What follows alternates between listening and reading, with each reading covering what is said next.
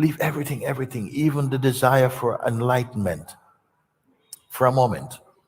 Even the need to meet God. Just leave it for one moment. Because so far your mind has been collecting all these intentions. So leave all this stuff for a moment. If you leave everything that can be taken out is taken out now. Just taken out. What remain? Just pay attention. What remain? Welcome. My name is Beloved, and you are watching another Beloved Oracle Speaks. Today, we are sitting with Mooji. Today, Mooji discusses the spirit of truth is the anchor for your soul. Let's take a listen. Namaste. Welcome to Satsang, everyone. Thank you. Okay.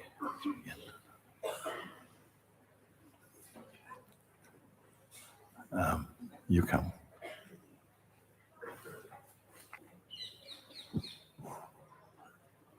Thank you, Master.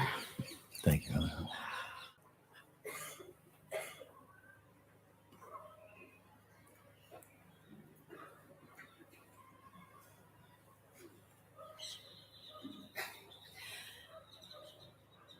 Sorry, I wasn't expecting to get so emotional. I am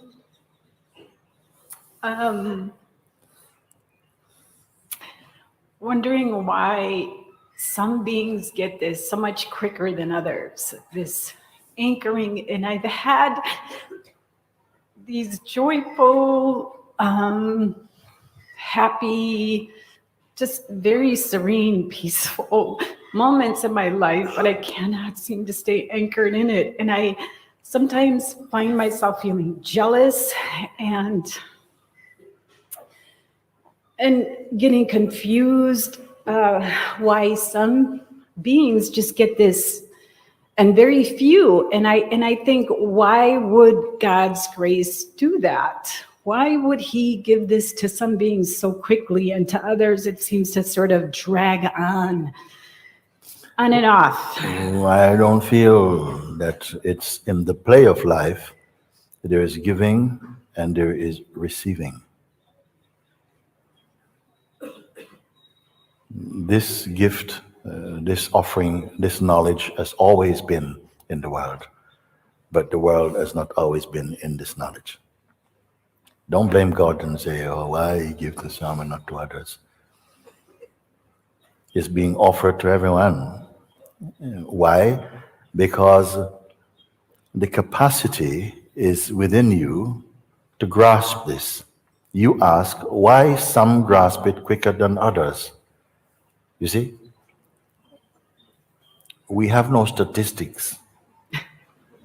We have no research to say this is why and this. But I have a sense that actually, and I've been doing nothing other than trying to explain where the mistake lies so that each one can recognize and say, aha, it is in mistaken identity. It is in a wrongly placed identity, you see? And how did it happen in the first place?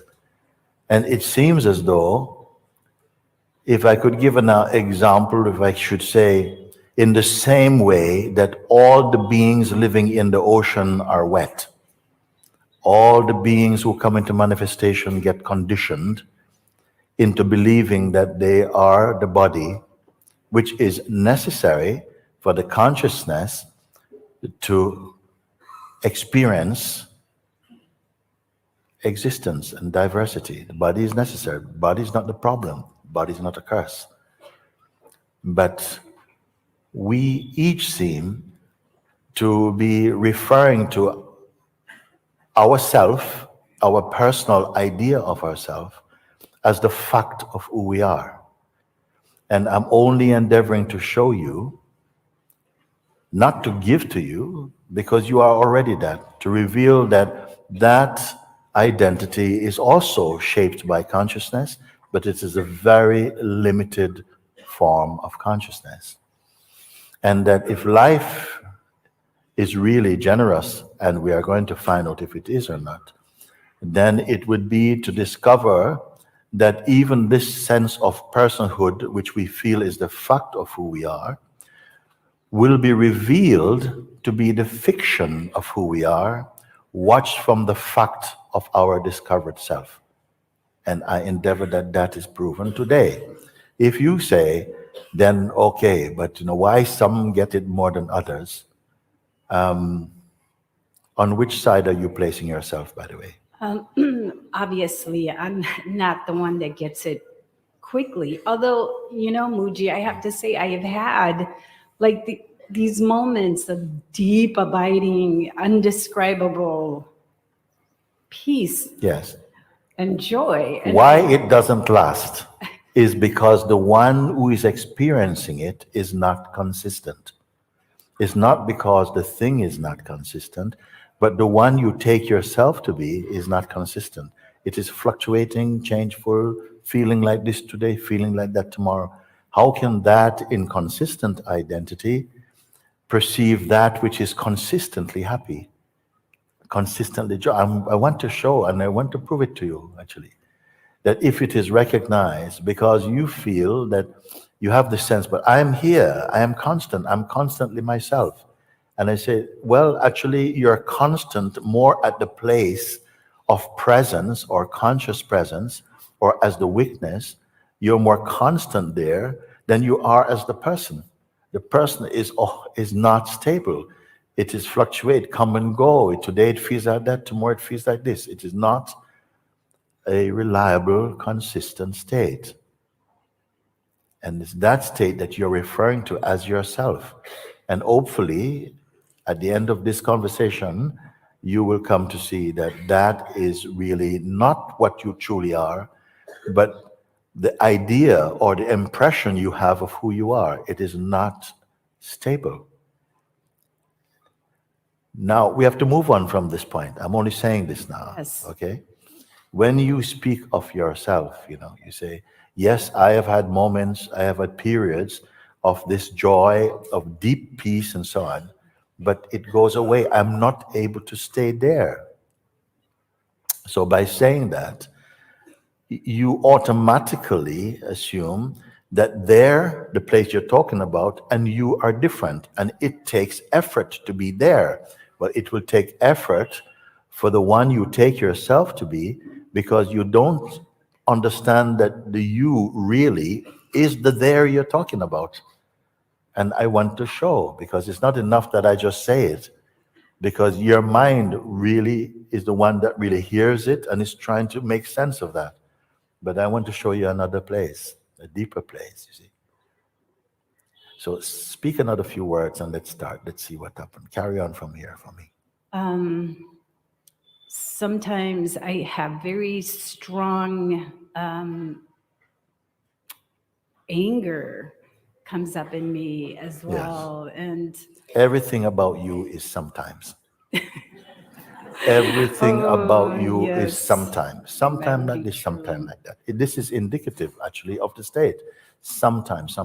Somehow, there is a power in you that is able to acknowledge and to observe even the one who says, yes, sometimes I am like this, and something observes sometimeness.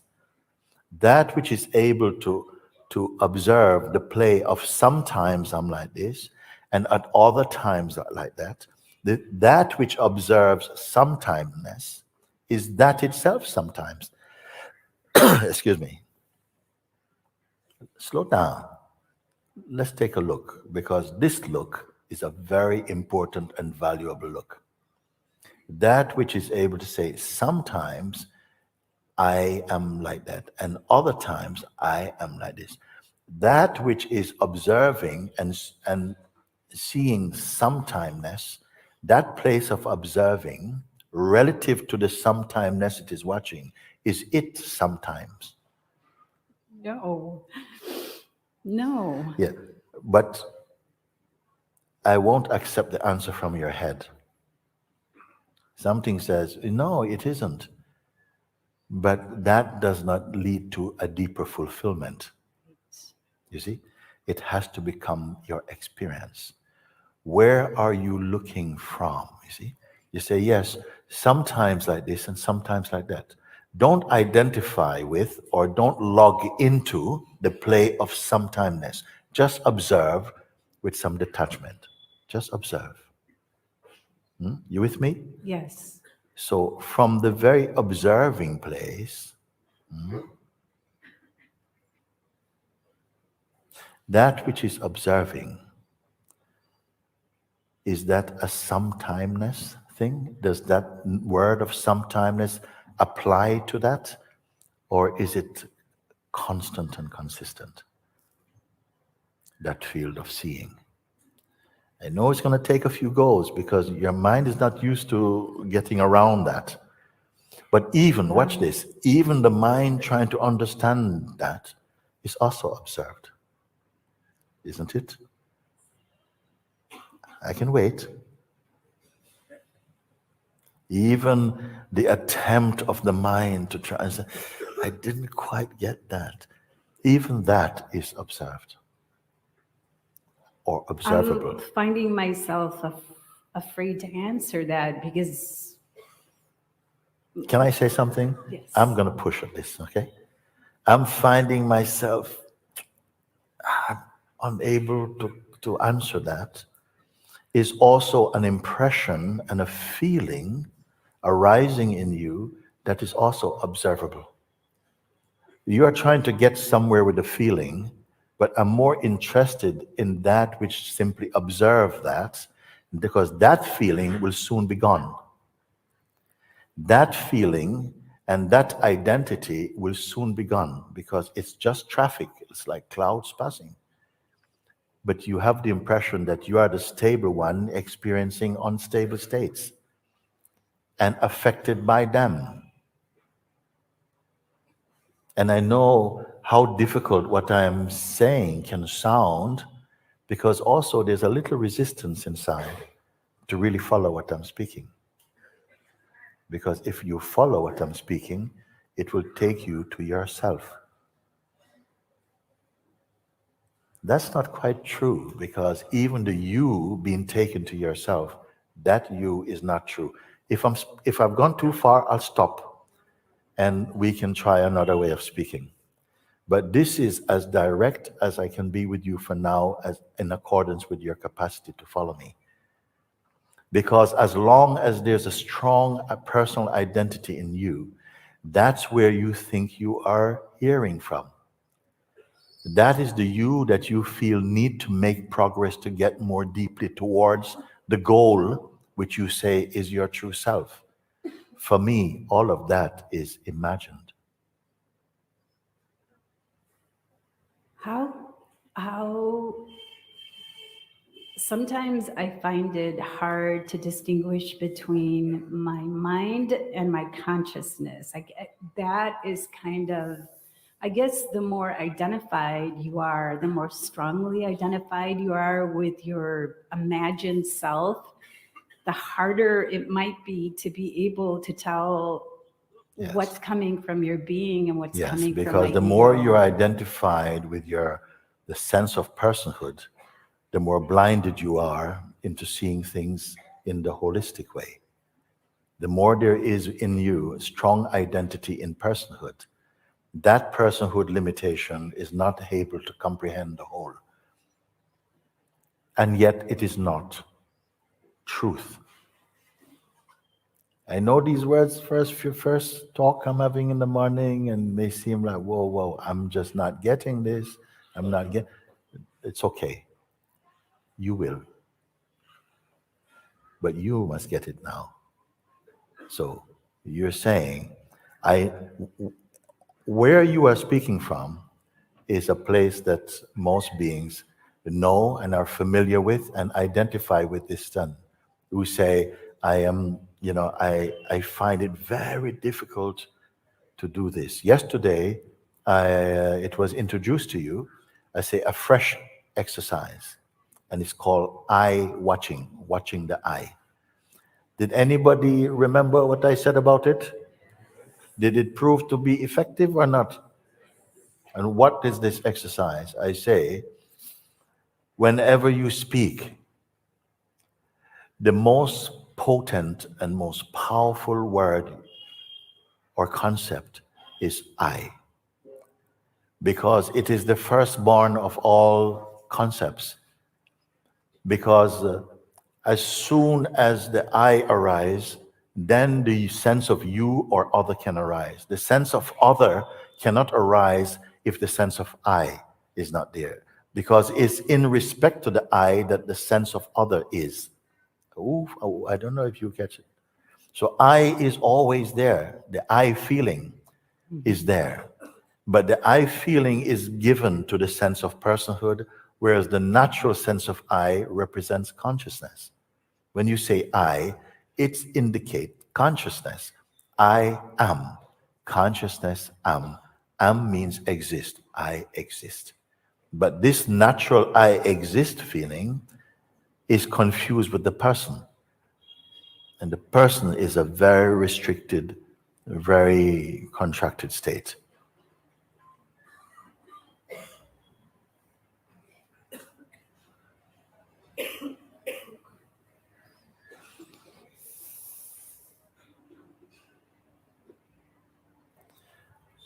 Okay, keep on. Let's see.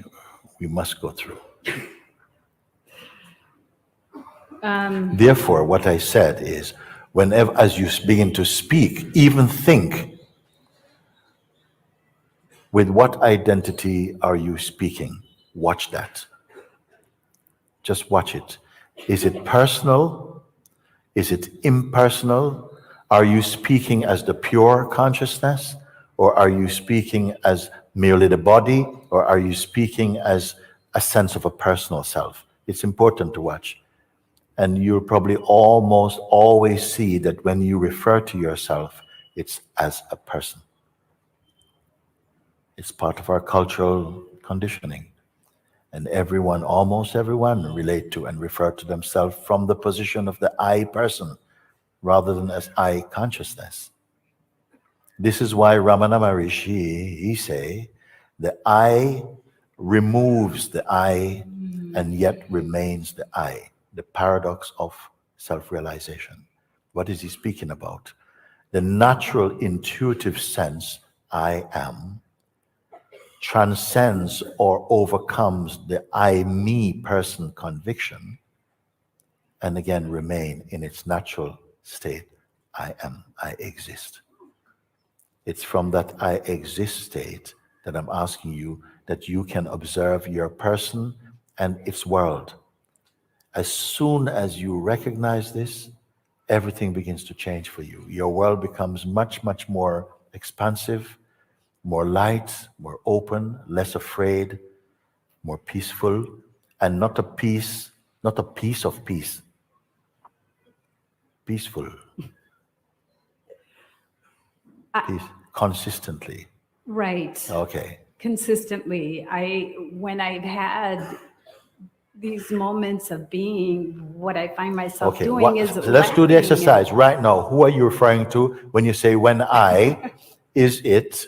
Just do the check with me. Okay. When I do this and when I do that, what is the I you're referring to? Look at its position. Is it a person?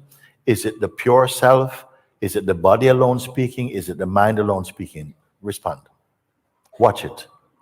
What are you referring to yourself as? Is it personal or impersonal? Is it from the place of consciousness or is it from the place of the person?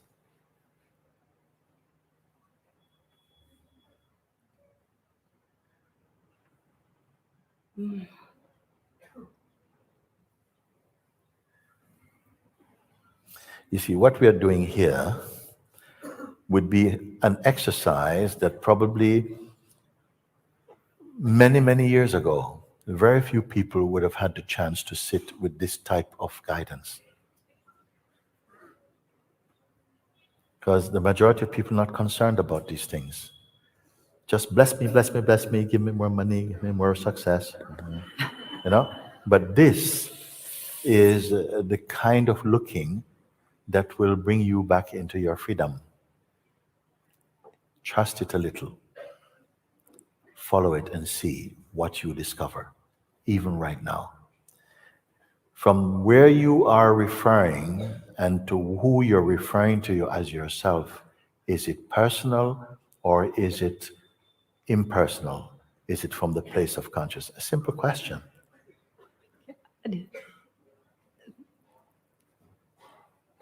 I'm having a hard time seeing that. When the statement that I was going to make was, when I am in the being, what I find myself doing is laughing hysterically at life, because I can see none of it is serious. But then to get pulled back into this, the pattern of the habit of getting pulled back into that is That so which instant. can go into and can be pulled out of is not you. That which can be Right. pulled about can go into and come out of. Obviously, something watches or is aware of the sense of being pulled into, enjoying, and then being pulled out of. Something watches this, but you're not conscious that it is you. A deeper place within you is able to watch this shallower movement of going in and coming out. Because it has not been pointed out. It's now being pointed out. The sense of going into, you say, when I'm in the state of being, I laugh at just how shallow my feelings were about things because I'm more stable here. Yes, grace gives you that example and yeah. experience, but it is momentary because you are perceiving and thinking that it is your person having this experience. But in that pure experience, your person is not there. It's not that you changed, you were exchanged. Your person was not there. That's why you're so happy. When your person is not there, you're really happy. But from your mind, you think, when my person is there, my world is finished. That is a big delusion. One which, if you follow, you may come to see today that, wow, I was just imagining all these things and imagining they were true, and I can see now it's just made up in my mind and believed in my mind. I really don't want to sit here explaining. I'd rather go on a ride with you, to walk with you through these examples, looking and discovering. I'm not in a classroom. I'm not teaching you on a blackboard. I want to go for the ride all the way, Mooji. I don't want this in installments either. I flew all the way from Santa Cruz to be in your presence. Yes. Not because I want, Okay, I get the point. Okay. Okay.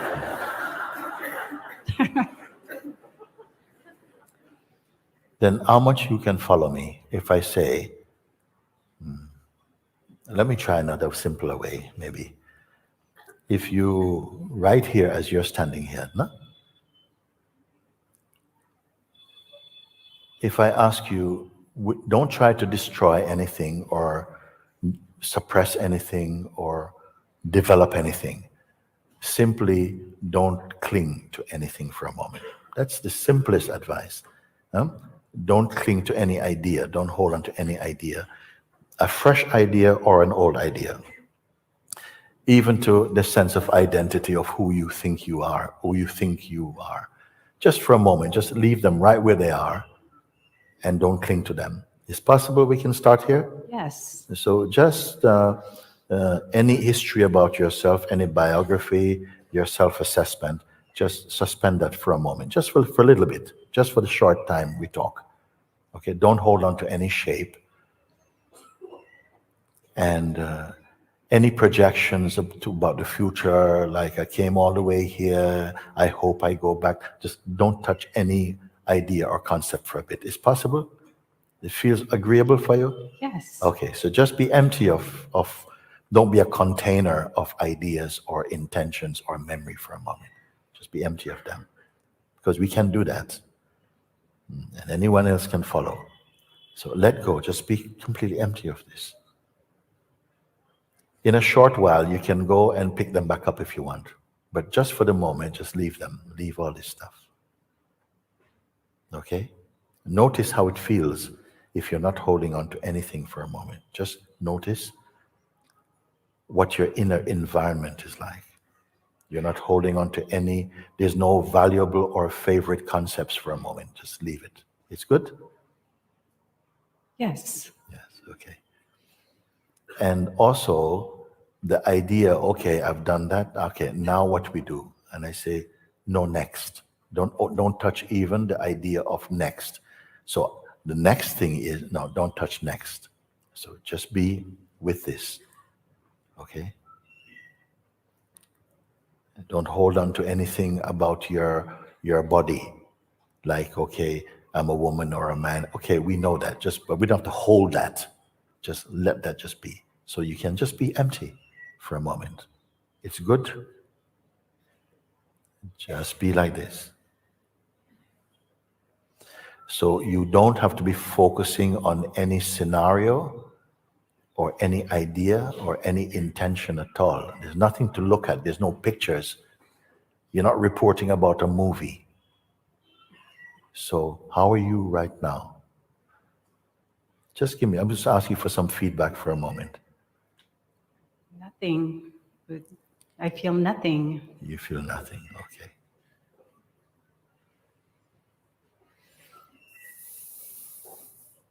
Is there any quality, like a negative quality about this nothing?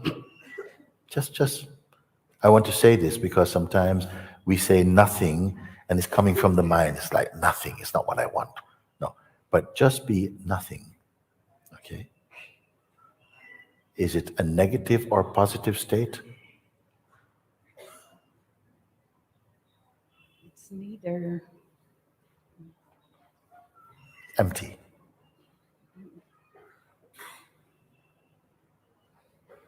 Say?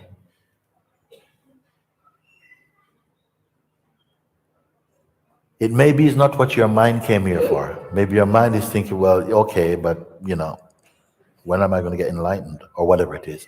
Forget about enlightenment for a moment. Just for a moment, forget about all these, even enlightenment. Forget about it for a moment. Just be empty. Is possible? What's happening with you?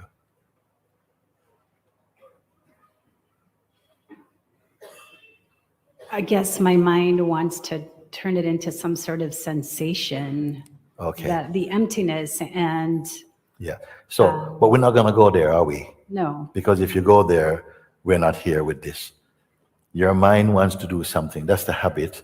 It doesn't matter what the mind wants to do. For the moment, we say we're not going to be the servant of the mind for the moment. We're going to be empty of our mind. So even if it's out there scratching against the walls of your mind, okay, just leave it. There's nothing to do about it. But don't log into its pull. Does that make any sense? Yes. Yes. Just stay as you are. Be empty of that. You cannot stop someone from coming off the street and knocking on your front door, but you can stop yourself from opening to that. So I'm saying don't be open to the mind pull. Simply stay as you are. So even if mind is knocking and saying, it's me, come on, I just want to say hello. And you say, well, hello. No, but just open the door a little bit. So don't engage with this. So just stay as you are. It's okay? Yes. Are you feeling embarrassed about this? No. Okay. So just stay like this. Empty, empty. Not engaged, not a container of anything, not a retainer of anything. Just empty of this. It's not difficult. Okay? Doesn't matter what the mind wants to do. You're aware the mind wants to do something, but not now. Stay as you are. Keep paying attention, not what is happening outside in the space of feelings and sensations and so on, but just now, how is your inner environment? Don't imagine. Don't imagine. Don't create. Just observe. How are you internally now?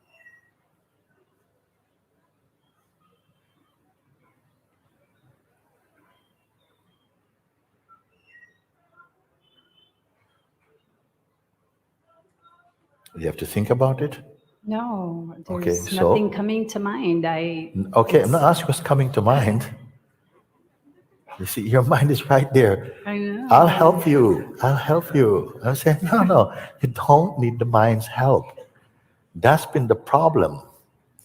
You always, what can we do? No, you don't. Just leave him alone for a minute.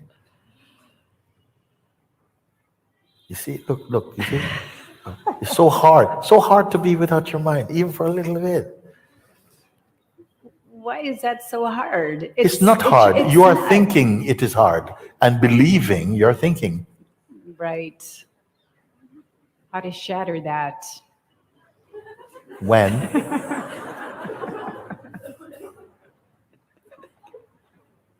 you want to do this, we can stop. I can take someone in. No. Okay, well, cut the commentary. Okay, for want of a better word, but cut the commentary, guys. Okay, cut that for a minute now, and just stay in the place of your. Don't log on. You can observe without combining and getting involved in this. Is possible or not? Yes. And if you feel it hasn't been possible until now, I'm only talking about now. Are you and your mind holding hand here? No. Ah, thank you. All right, good. So in this, as you are now, not combined with anything, just pay attention.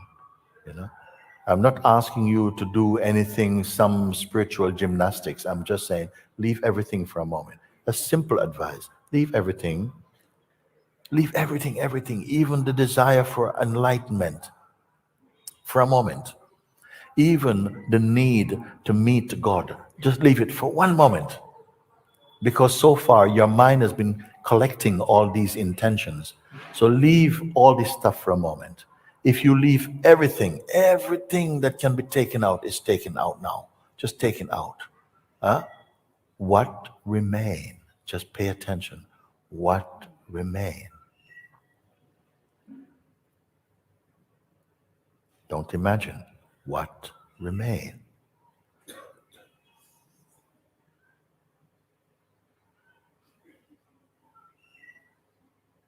Do you have to go somewhere to find out? No. No. What remain? Nothing. Nothing. Okay, nothing. Is there any peace there? Yes. Yes. You can confess, it's okay. Yeah? It's not just nothing. Is it just black hole? Or is there some pieces there? It's peace. Yes. Anything else is here?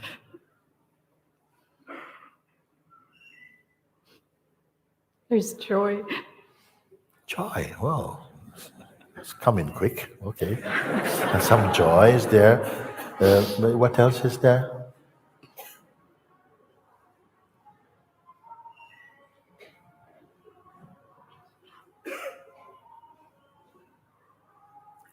There's gratitude. Gratitude.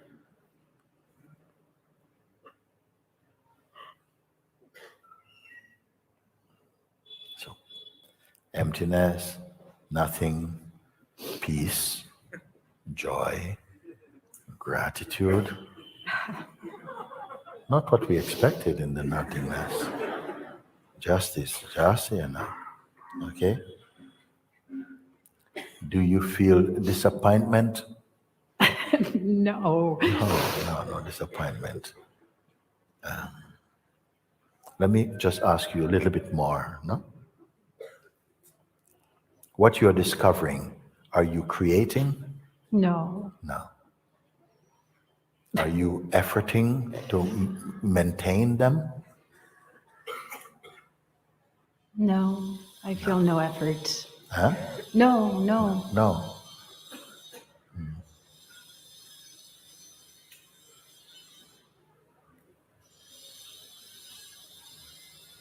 what you are discovering here, now you're discovering something. But where has it been all this time?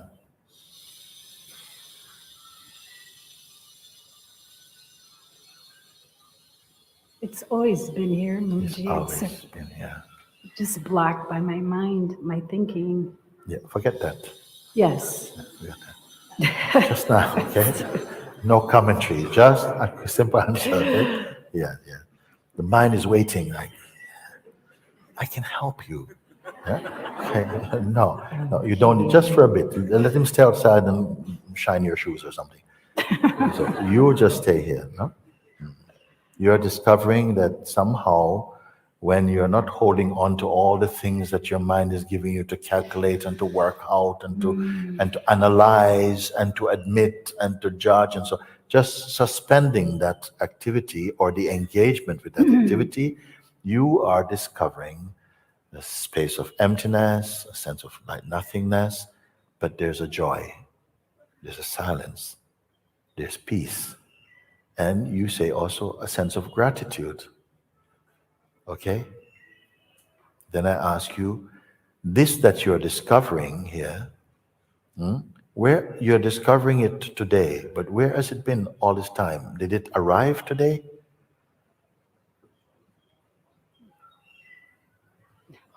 No. Okay?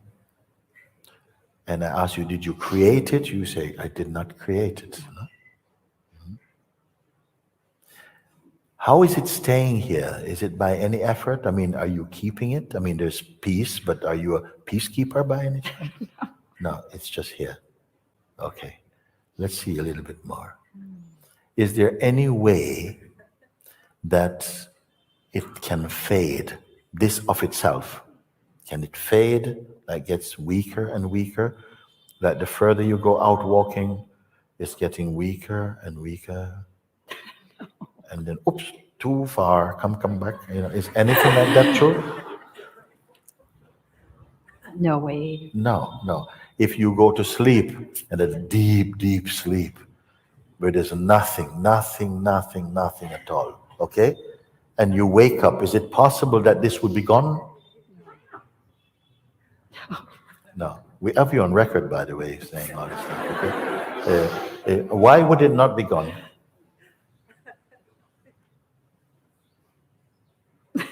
I don't know. You do know, actually. Why would it not be gone? Because I am that. I am that. Thank you.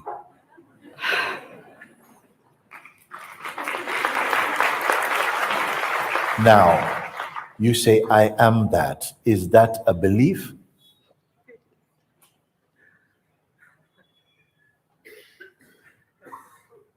No.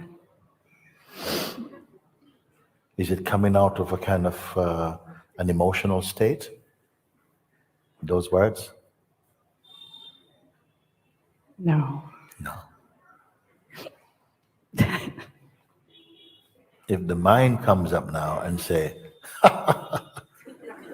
you, no chance for you. You know, Mooji has been hypnotizing you. Look. Okay? So he's hypnotizing you. He's actually hypnotizing everybody. Except one or two. Okay? And your response? No. No. No way. No.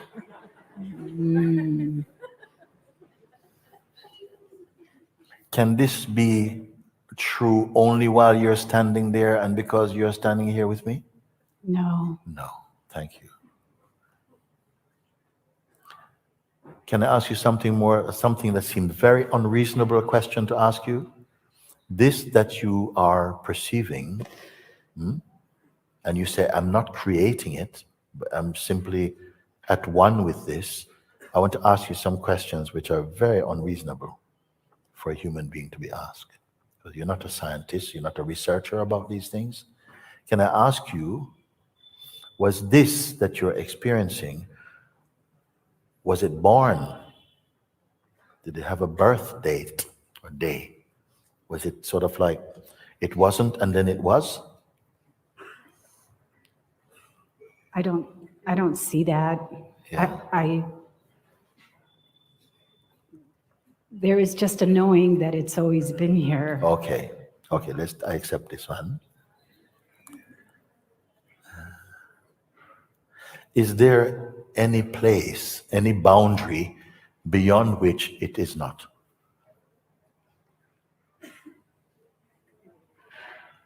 It's everywhere. It's everywhere. It's everywhere. I don't see any boundaries. I don't Yes. sense any kind of Is limitation. it an object that can be? No.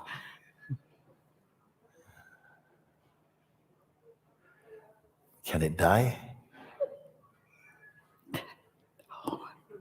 No. Okay, I ask one more question for you. Just one for the moment. How close are you to it? Because people say, yes, you're very near. It's so intimate. I'm so close. Is that true for you? No. No. You sure? Yes. So, may I conclude that if the things you have responded to are true, and you didn't have to take time to ponder over them, it's like it's so direct for you, this knowing. You can change my words, you can tackle it. If this knowing and this seeing is immediate, you don't have to do any research because it's right here present with you. Can I say or deduce that all your responses are about you? They have to be. It would seem that it would be about me. Yes. Is it you personally? No. Okay. Okay, end of exercise. So as we promised, you can go back and pick up the old stuff like you are, and we just go back to normal again. And because nobody's going to steal them, I assure you. Whatever stuff. Thank you.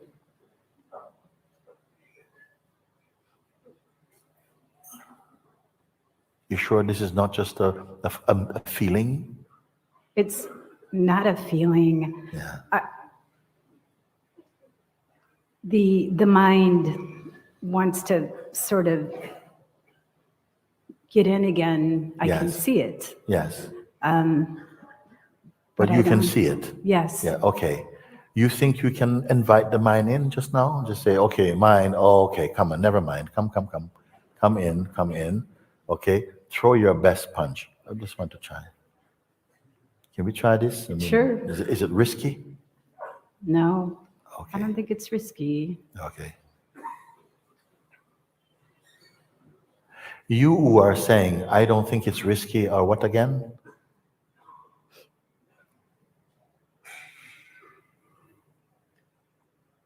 Just check in.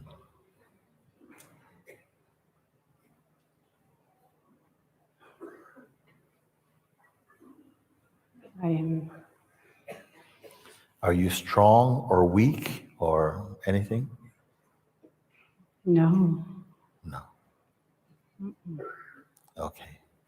It's good like this. So could we invite the mind, what you call the mind, and something back now and see and look at it? Open doors. Even no doors, take the walls down and everything now. Mind can come.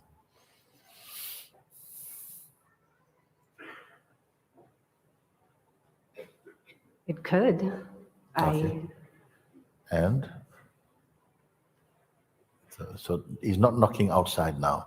Because now there's no outside for the mind.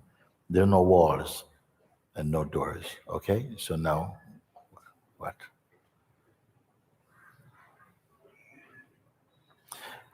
From the depth of yourself, from your natural state, is it saying, no, don't let the mind in? No. No. Oh. Seems to be quiet now. The mind's quiet now. I wonder why. Yeah. Now is the perfect time.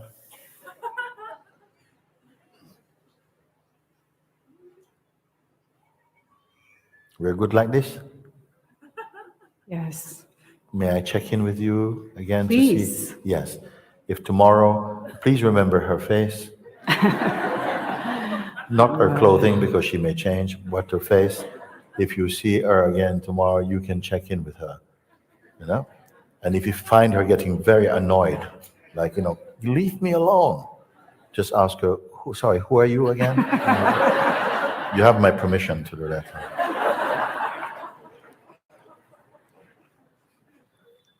This is body language. Anything behind it? No. Amazing. Okay. Thank you. Thank you. Very good.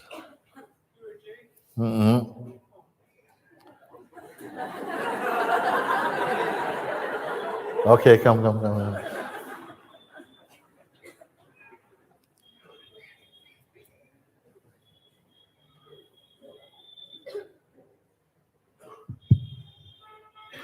Thank you. There's a really strong urge to come up today, like just stuff that's happened in the last 24 hours has just really made me see this thing I'm holding on to, like where you just guided this lady and you've been guiding everyone for the last few weeks, like living in Sahaja. This is very clear. This is very clear. But there's still this one that kind of enjoys being miserable. There's a one who enjoys being miserable.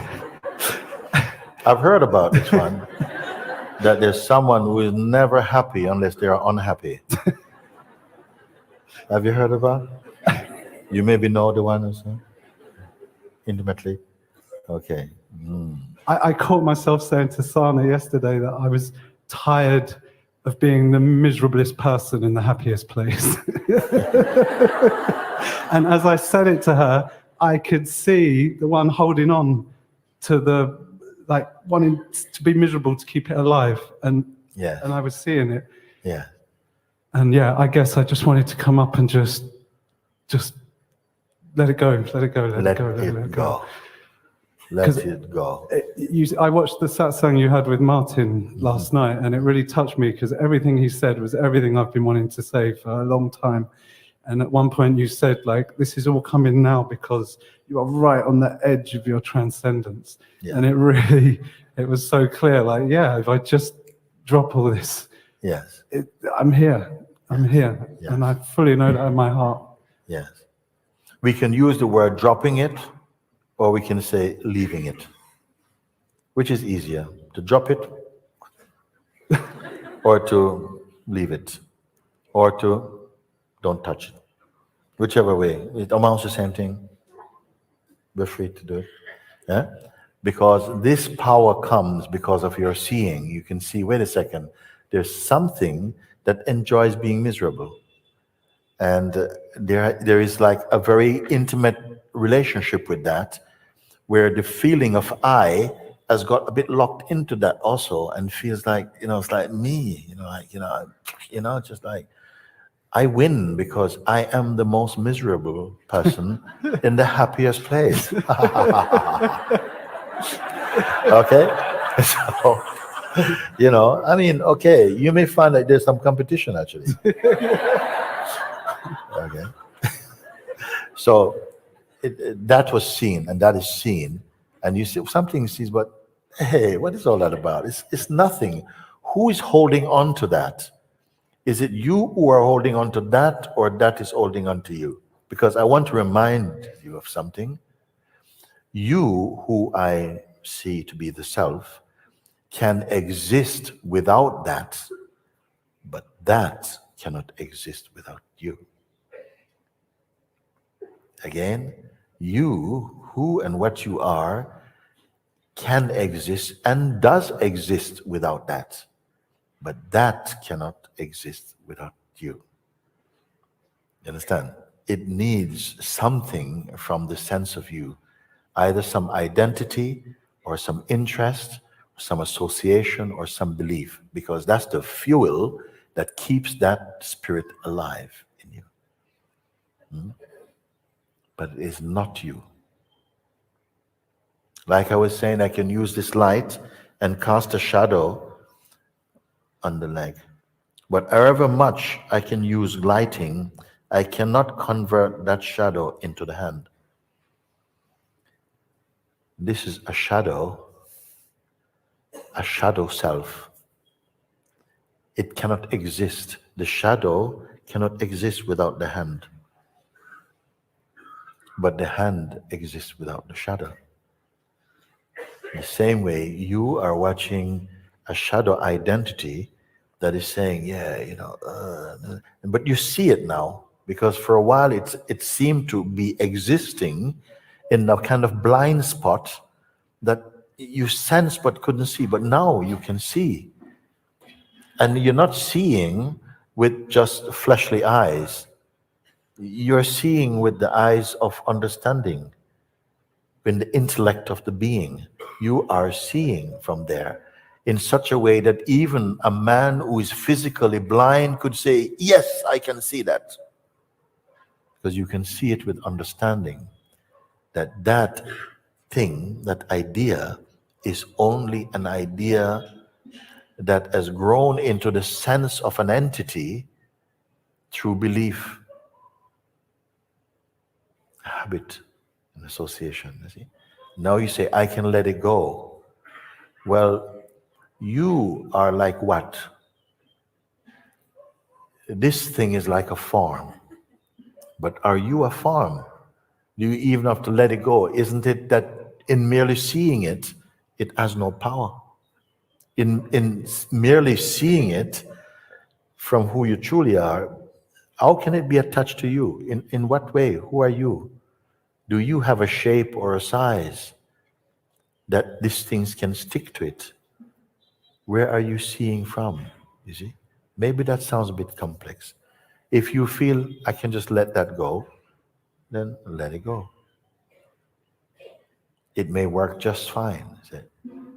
That idea doesn't stick. But if you feel that there's an I that needs to let it go, you may remain as an I who let it go, and therefore an I who can get it back. But if you are nothing, you will see that it was never real in the first place. And how can you kill that which doesn't exist except as an idea? That's why the term waking up is so appropriate. It's as though we've been dreaming this. Now you are seeing, but whoa, you're not don't remain as a person who let something go. Let the person go.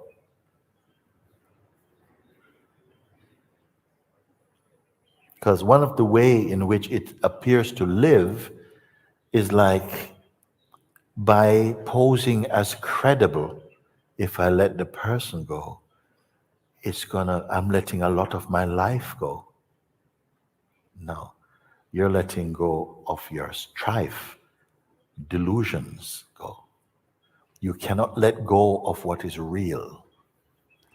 The real you cannot separate yourself from. It can only be hidden somehow when you take on the eyes of a person. So if I say let it go, and you let it go because you are nothing, how does nothing let anything go? I just want you to see this, so that you don't remain or keep any seed of being a letting goer. You don't need even that. And see how you feel if you let it go. Because the mind is going, no, if you let me go, it's black hole for you. If you let go of this, if you hold on to this, that's your life you're letting go of. Why am I saying this? Because if you listen to the voice that's coming there, what you may end up doing is tying a safety rope around your waist and tying it onto a tree and going into the place of the voices saying, come. And you will not reach because you've already made a contract of not having the faith in that. What faith you need to be where you are. This is the subtlety of delusions. You mentioned that you watched an interaction between myself and Martin, one of our beloved Sangha members, that you saw that in that discussion, in that talk, you see, how much the mind was playing. It's so subtle, so subtle. Like none of this would have been possible if the mind did not have the power to imitate the self.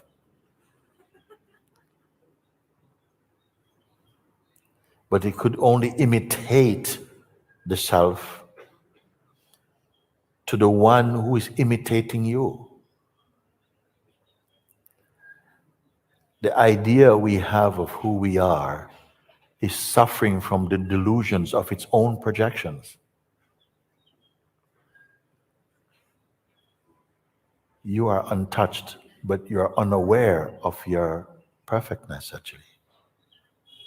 The Satsang is here to expose that. I said to you that there's, in our dynamic expression of as living beings, there's a duality at play within us. There's a force that is working to keep you into the state of egohood, to be concerned about things which are perishable, about this and that and you and me and jealousy and insecurities and being better than and all of this stuff. And yet there's another force within you, which is an elevation in consciousness, to go higher and higher into consciousness. And you may not have been aware of these forces until you begin to not only search for truth, but beginning to experience your deliverance, to experience your transcendence. It's like the ant's nest is stirred up and all of these energies are coming up and you think, oh my God, I'm going mad and I'm going mad. Actually, you are becoming sane. You have been mad. Everybody is mad because you believe yourself to be something we are not. And we know how to look sane as an idea. But as long as you're living under the spell of ego, you're not living in the fullness of your truth. I am not giving you a burden like you've got some huge hill to climb. You don't have anything to climb. You have nothing. It's not like, because the mind wants to turn this into some epic. You have to gonna climb the Himalaya of your ego to plant this flag of freedom. Okay? With greasy feet. And I'm saying, this is still your dream, your delusion, your nightmare.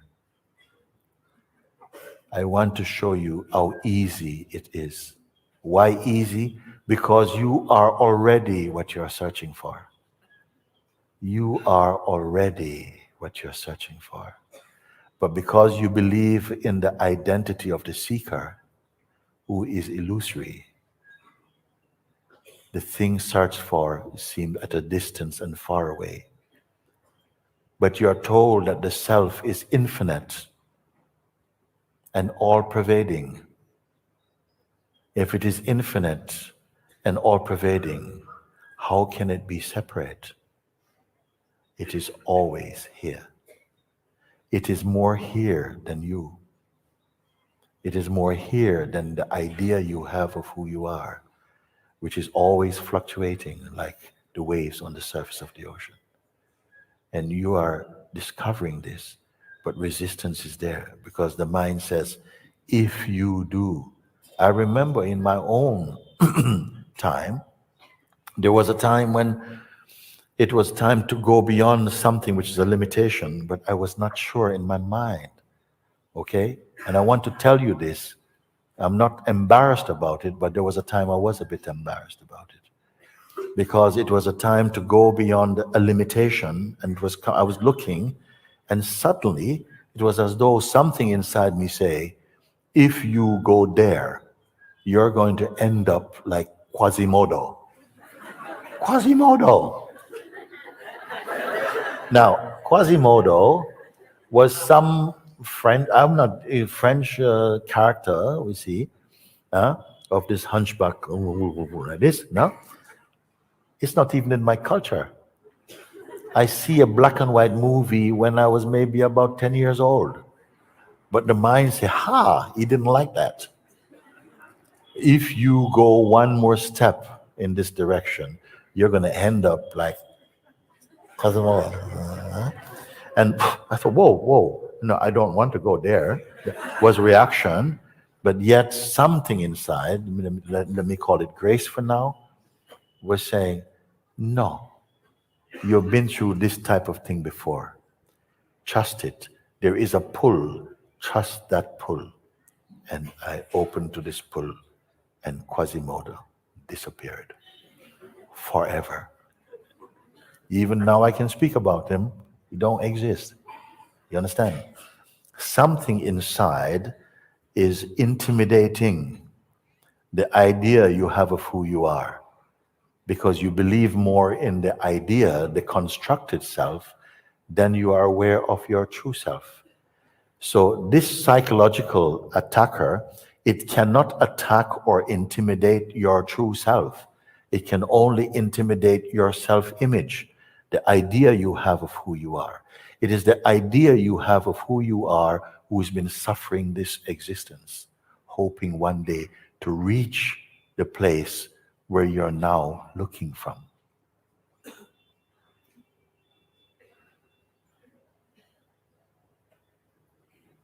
And this has to happen. This feeling of, if I let go of this, if I let go of this, I don't know where I am. If these voices catch you, and they can only catch you if you go back into personhood. It's almost as though something wants you to come back into personhood, where its voice is more virile, where its influence is more sure. But if you stay as the weakness, the detached weakness, you are exposing these voices as unreal. And as much as you see their unreality, you don't have to go and find your reality, because they're exposed in the light of your reality. Is this too much to take in? No. I'm only putting a mirror in front of you.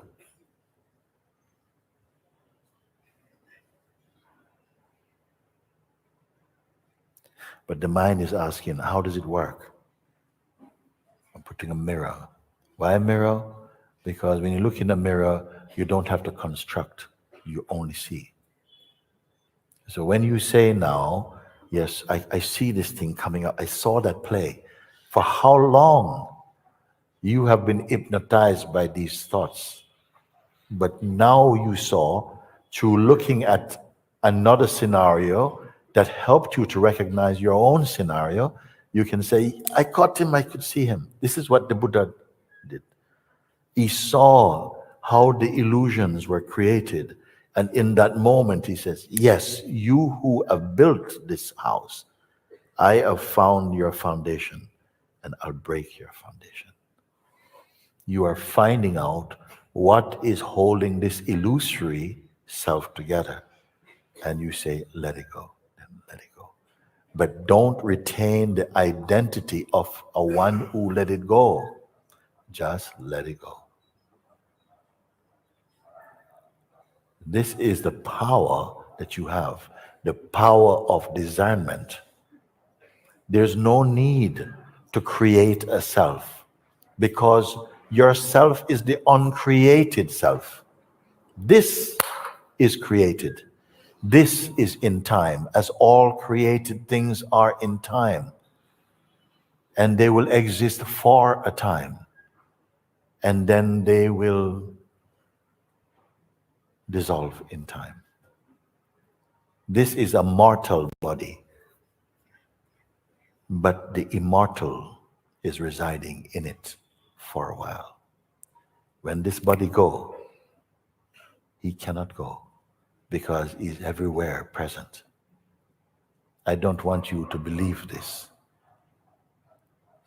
I want that you see, and you are beginning to see.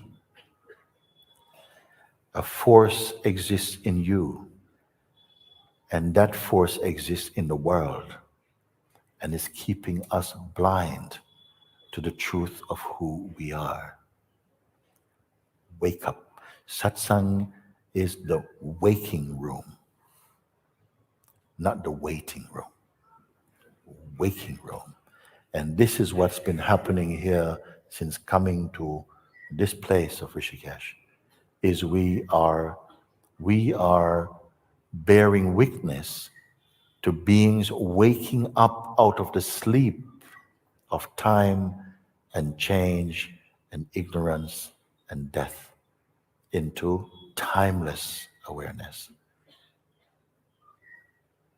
So I did not come to talk about these things and to preach and to tell stories only, but to witness your transcending, to wake up out of the idea, out of the fiction of you, into the fact of you. And it is good why we are showing these films in the afternoons and listen to these accounts in the afternoons. Why? They're happening here in Rishikesh. We didn't bring these films from somewhere else. This is what's happening every day. Even on my day off, they're happening. We are encountering beings who are coming back into their seeing, winning yourself back from states of delusion. And I'm asking you to watch, because you will see these people here moving about. I'm asking you to watch so that you get the confidence and the faith to apply the pointings that are being made. Why I call it pointings more than teachings? Because if I teach, you have to become student. It's fine, it's okay. But when I point, it is direct. If you ask me, how do I go to Tapovan? I can give you a map, or I can tell you the history of Tapovan, but that will slow you down. But you say, but where is it? But I say, I told you. I say, I understand intellectually. And I said, okay, I walk with you and I show you. I don't have to teach you about Tapovan. I show you. This is what you want. Here it is, right here. In what direction must I point you if you're searching for the self? I cannot say go, because going means go out, go there. I can only tell you, look here.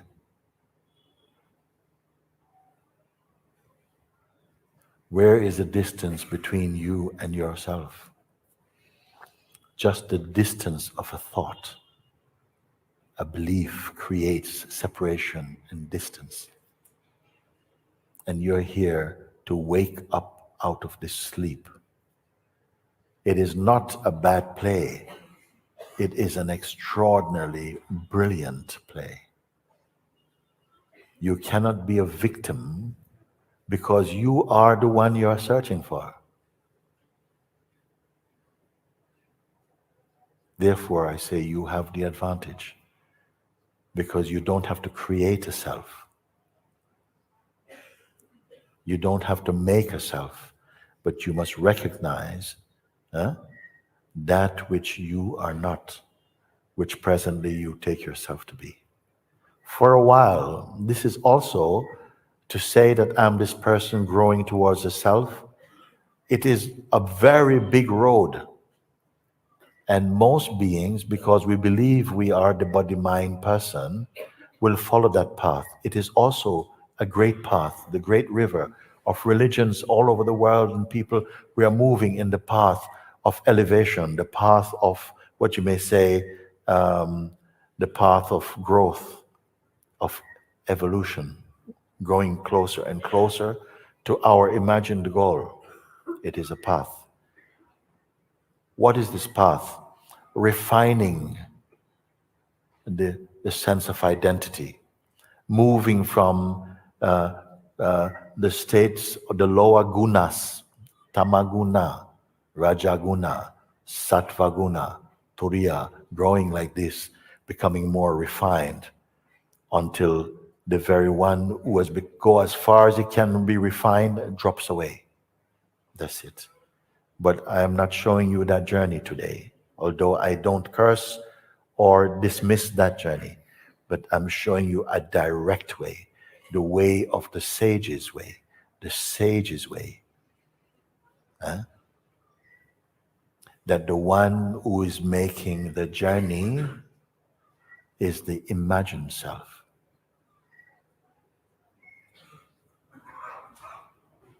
Watched from a place that is not imagining, the more it becomes aware of itself as the ultimate weakness, behind which there is nothing.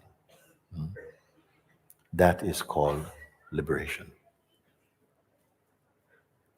In fact, the self, the pure self, does not know liberation because it doesn't know bondage.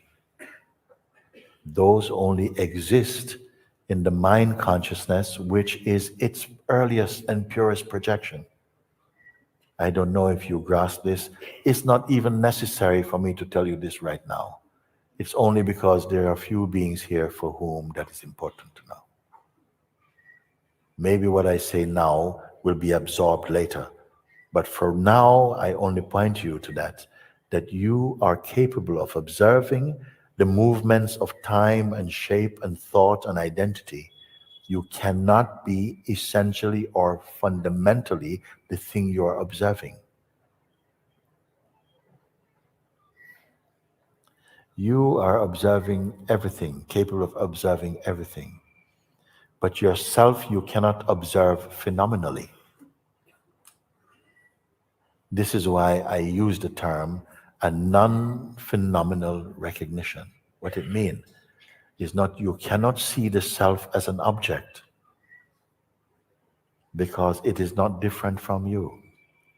You cannot see the self. You can only discover and be the self. Subtle. I'm not asking, I'm not relating to or relying upon your mind to understand this. Grace is putting it in the right place in you. It brought you here. Allow it to guide you. Don't push it about. Don't try and use your mind to control it. Don't let your mind be the secretary of your heart. It's time to look directly from your true place as you're being guided. Presently, you may not think you have the capacity to do that. But gradually, something is arising within you. The grace of the Lord, the power of the Supreme Self. It is He who brought you here to tell you, I love you and you're my own self.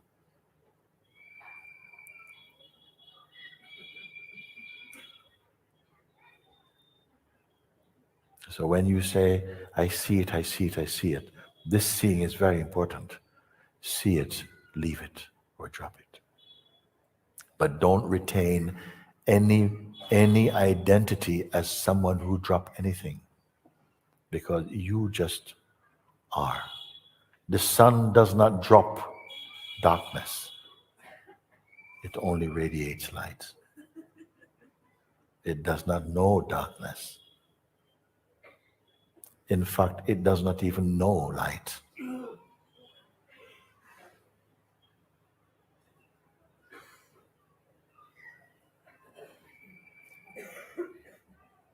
You don't need to know more. I've told you enough. The rest you will discover intuitively. as you make use of the only few little steps, and they are not steps going out, they're just steps of understanding. As you recognize what I'm pointing to, the rest start to become automatic for you.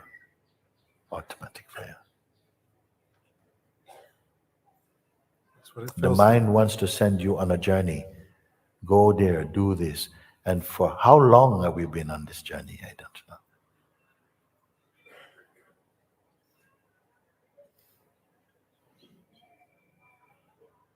But what is the journey of the infinite?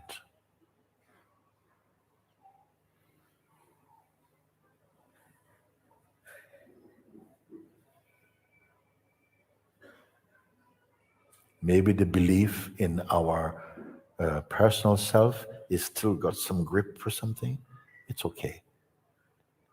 In Satsang, the egoic identity is like a piece of ice being put in a bucket of warm water, and a melting is taking place. It's not that the ice is surrendering to the water. You can put it like that, it's okay, we can use language, but it is a melting is taking place. The ice is fundamentally water, and warm water is fundamentally water. A melting is taking place. That is grace. Don't think, oh, how can I do it? This I you're speaking from cannot do it. It cannot do it. It just gets undone. By grace, it's happening. If you go the I's way, it feels long and burdensome. I may meet you a few years later if I'm still here in this way, and you still be looking. But if you follow, you will discover. I say, when you are curious, you learn. But when you are desperate, you discover. It's almost as though life has to drive us to a place where things are urgent for you. Your mind just wants to be comfortable, and But even if a work has to be done, grace is already helping you to see if it is your time.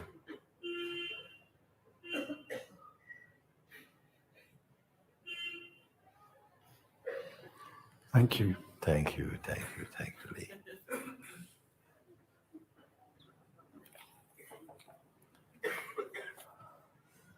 Okay, stay there. Okay, let me hear from you for this one. Namaste, Guruji. Namaste.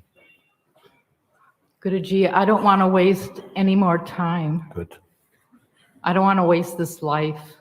I don't want to waste this incarnation. I don't want another life. I want to be done. I want the walls of Jericho to completely, 100% come down. And I'm here asking you for your grace. I've been a seeker a long time. And I know I can't do this myself. Yes.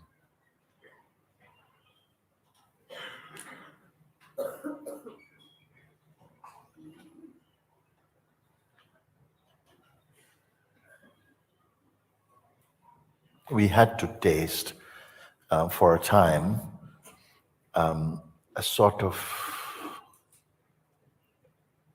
almost the pride of autonomy. I can do this, I can do it, this is my life, nobody can tell me. We have to try. This is the dance of the manifest. We have to feel the autonomy of personhood and the kind of the confidence in personhood. And we have to go through these states, not everyone, as someone earlier said, why some get it seem more quickly than others, I can't answer that. But we have different starting points also. You see?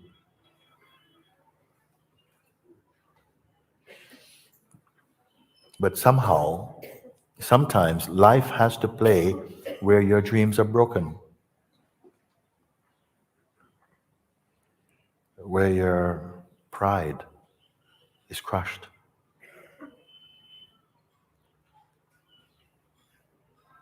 where your autonomy brings only trouble,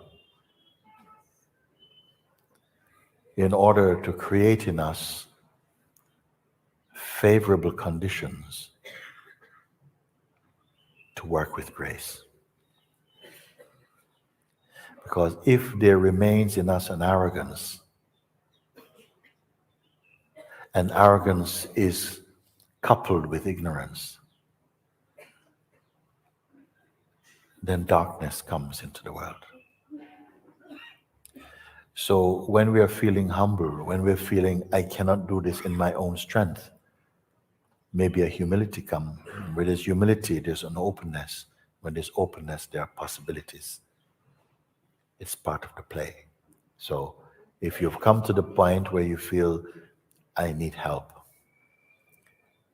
I say to require help or to request for help is wise. To ask for help until you can go beyond the need for help is wise. Now you say, I want the walls of Jericho to fall down. Walls of Jericho means what? All the concepts, all the ideas that I've used to build a life which has not brought happiness and peace and joy and love. I have had glimpses only, but I'm not working now for a glimpse. I want to be thoroughly established in my true self. This is what we will have to look into it if you qualify, if you really become a candidate for freedom. Is it denied you? Is it some power? Say, no, not her. Is there some power like that? Okay, you come. Yeah, you. No, not you. Not you. And life may do this for you if you have arrogance. No, not you. Okay. It may play like that. It can play any way it wants. But in order to prepare the soil of your mind and heart to receive grace, to receive guidance, to overcome strife, suffering, sorrow. So you say, I'm at this point. I've been seeking for some time. Then how can today be the day of finding then? If you've been seeking and you have not, because when I hear of people, if some people tell me, I've been seeking for 40 years. I say, what? You're searching for 40 years. Because if you are searching for truth for 40 years, you've missed it. Because it's here. It's here. So what stands in the way of your discovery? Because you cannot discover the truth and remain as the one who discovered the truth. When you discover the truth, you are truth. If you are one who discovered the truth, you can be one who lose the truth. And if truth is not a commodity that can be found and lost, so what needs to be done then? I have searched for a long time. Today, I'm appealing because I want to go beyond all of that now. Because it's my efforts have not worked by themselves.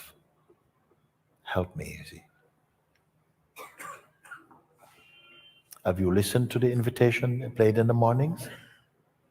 Thousands of times, yes, and it's beautiful. I've listened to it for some time. Yeah. But it's a key and it's a mirror. When you look in the mirror, do you say the mirror is beautiful? You're going to look in the mirror and say, oh, the mirror is beautiful. The invitation is not beautiful. The invitation is a mirror and a key. What have you found by looking in this mirror? The mirror is for you. Each one who look in the mirror, that time with the mirror is about you. You never look in the mirror and then you see George Bush's face. So my God. Sorry, nothing about, it's not personal to George Bush. It could be any other person, Napoleon Bonaparte, I don't know. You must find your face. So like this, I'm saying, you say, I asked you, it's very important for me to ask as well, have you been listening to the invitation? Because the invitation is your friend who will walk you into your own freedom. What has been at the end of listening to the invitation or reading it, you put the book down, you take off your headphones or whatever, what remains? Please tell me, what have you found? What impact has it had upon you? Please tell me that. Yes. I feel peace, openness, spaciousness,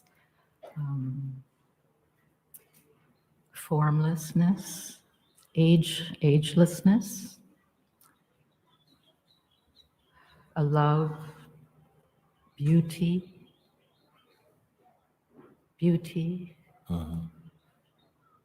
And you who find these are what? Slow down, I'm not in a hurry. You say, I found peace, I found timelessness, found agelessness, I found great, whatever, beautiful things. But you who discovered them are what? The self, awareness.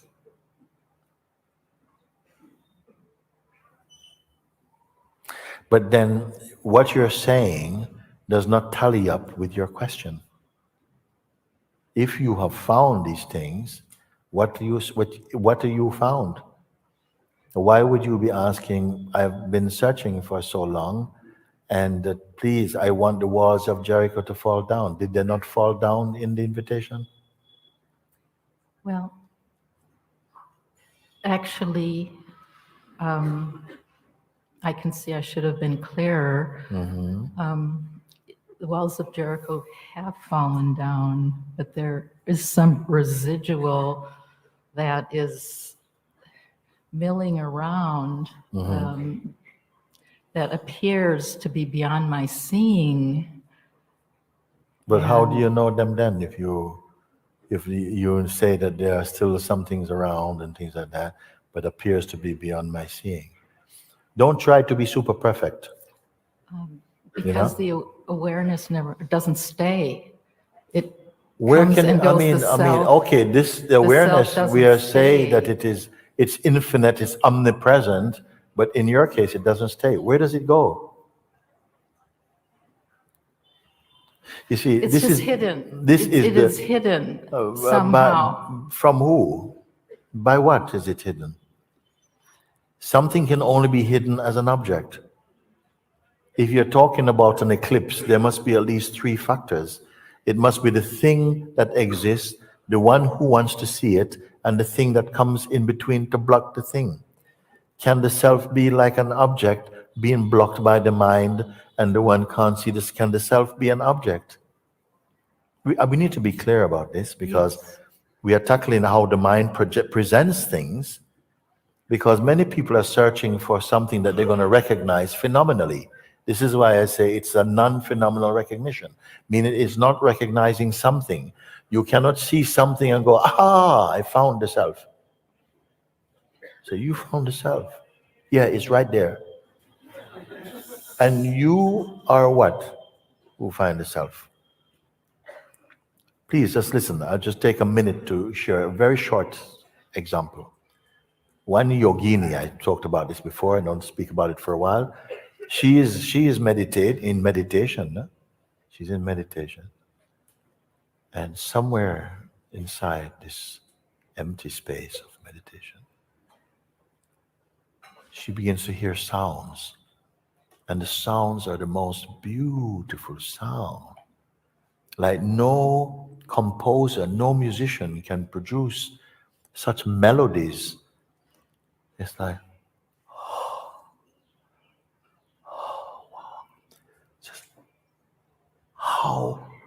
extraordinary, this music, how wonderful.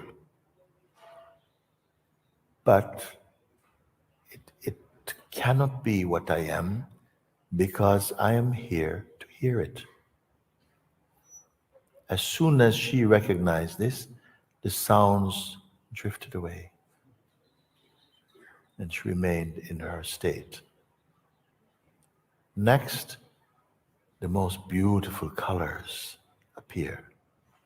Iridescent colors of such luminosity, such beauty, that you have never seen any flower, no rainbow, nothing at all, as not the mother of pearl.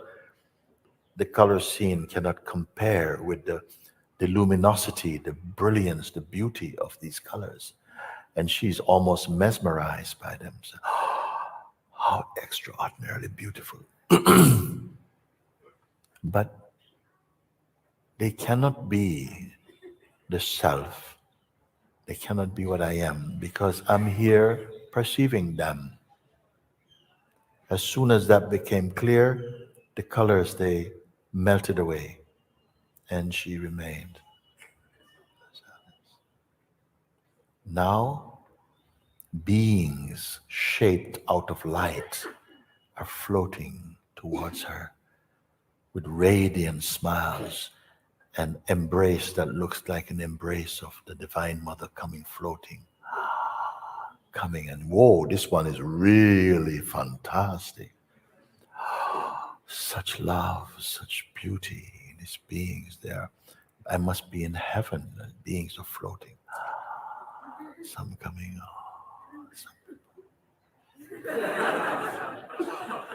and she's almost breathless with such a supernatural manifestation. But they cannot be the essence because I am here to perceive them. And they too vanished.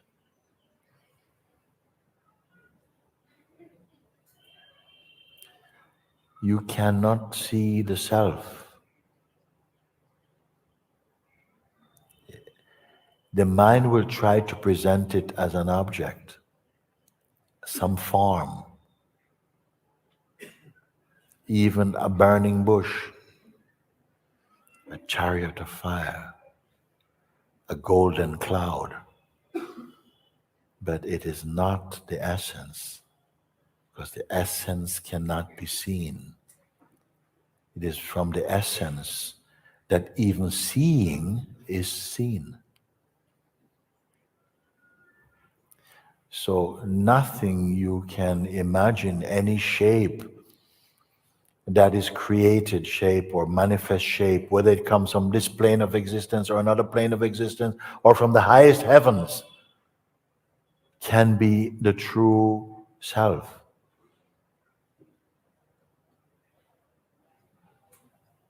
You cannot see the self. You are looking from the self. But because of the idea that you are a person, then the seeing is not holistic, it's not complete. The self is not looking for the self, but in its looking, all that it sees is itself, not as forms. You may say that it appears through forms, it supports the forms, but it cannot look on itself because it is not a thing. It is not a no-thing thing. Therefore, there are no books directly written by the self about the self. And yet, it is the one thing that you cannot not be. This is what we are discovering. This is the self's game with itself. Maybe a game of hide and seek. Until it realizes that all that can be hidden and all that can be sought cannot find it. So back to you, you say, I can see all these things, but any search for the self, phenomena with a phenomenal intention to recognize something will not end in this discovery. When that is itself discovered, Yes. you may recognize where you already are and have been timelessly. I feel I know it isn't phenomenal, but things, I'm so sorry, do arise. Yes, you are to know And that I witness you are to them. know I that am the all witnesser things of that them. arises through the mind or through the senses are like clouds passing. But the mind gives a greater reality to them than really exists in them. You see? And who does it give it to? Well, who does it create it for? For the idea you have of who you are.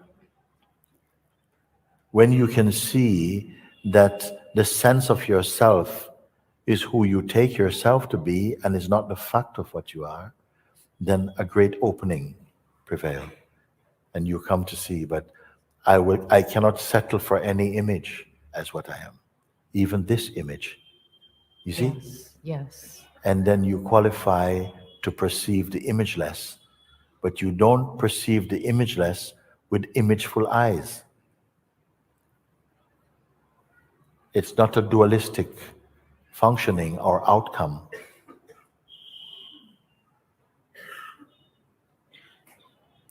You know, we're going to continue this conversation, you and I, at some point. Yes. And sir, I remember Please. you, the next satsang, I will call you if you come or somebody help me to bring you. Because I want to close now for today in this part of satsang.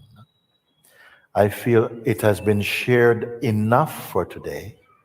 In fact, whatever has been shared today is enough to guide you home today. Mind might say more and more, I want more and more. But it's not more and more you need, it's just to go deeper and deeper with it. It's not more. It's not more knowledge. It's not more satsangs. It's not more retreats. It's not more time even. It's just to accept and look more deeply into what is with you. And it has already, in the content of our conversation today, is everything you need. Because beings have used even less information to find freedom. You understand? Because the mind, is like he's a funny guy. He keeps trying to look into different mirrors as though a different mirror will give him a different reflection. It's like that. You don't need to keep going from place to place. The mind is sending you another place, another place, another place. I have a great friend in the United States. When I go there, she has one wall that is full of mirrors of different shapes and different sizes on her wall. Okay? And then so I decided that I want to put sticker on each mirror. I'll call one Ramakrishna, I call one Shiva, I call one Buddha, I call one mirror Jesus, I call one Holy Prophet Muhammad. I call out them. Yeah? The shape is different, but the reflection and the truth is one. You have everything you need to look into the mirror of your timelessness. If you only listen and follow a little bit. You don't have to drink in every word that I've said, but I've said enough for you. If there's an earnestness in you for this, grace will help you to digest and assimilate it to the point where you combust into it. This is what I want to share with you. And for as long as I'm here, I'm only here for this. I'm only here for you. That is all. As whatever God has presented the capacity within this to share its light, I leave it with you. I leave it with you. You see?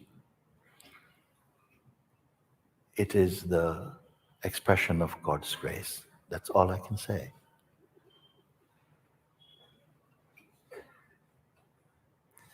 Worship Him, seek Him in any temple, in any mosque, in any shrine, in any stone, under any tree, in any place. He's the same one. The same one shining inside your heart as this. This is my joy to share this with you, because it belongs to you to know that and to find that which you imagine you have become separate from and that you can lose is a delusion and an illusion that is holding the whole world captive, but just for the moment. Treat this time as your time, your golden age, your time. Don't listen to anybody say it is Kali Yuga. It won't be Kali Yuga for you.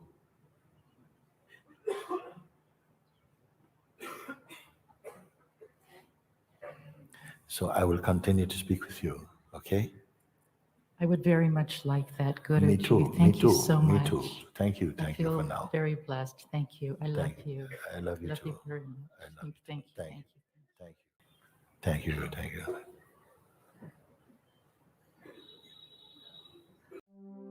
Thank you for watching. Please remember to like, subscribe, comment, and share.